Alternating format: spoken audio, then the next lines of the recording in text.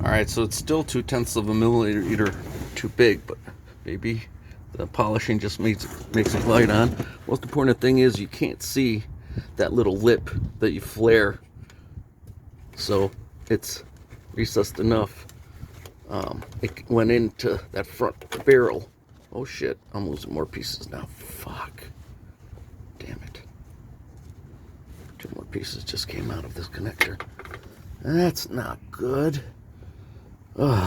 Anyways, but at least it's going on now, where before it didn't want to go on both of them.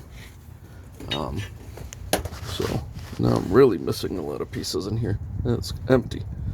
That's the stack of orange, clear, then yellow, then black, and then clip for the first generation ones. I'll remove these two so I don't lose them. Yeah. There's 2 different types of washers on these things. Or O-rings. What am I saying, washers?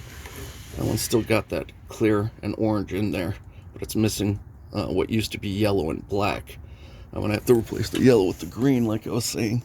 And here are the black ones.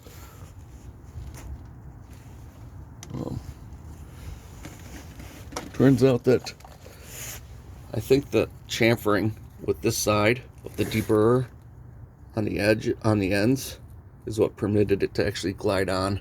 Because before, it just wouldn't go, wouldn't seat. And this part wouldn't even make it in. Wouldn't make it in like halfway down this little window where that clip goes in. So now it's going all the way to the end and butting up, so this should work. Yeah. So polish off before you install if you could, because running sandpaper in this tight corner is kind of a pain. Good luck, gentlemen.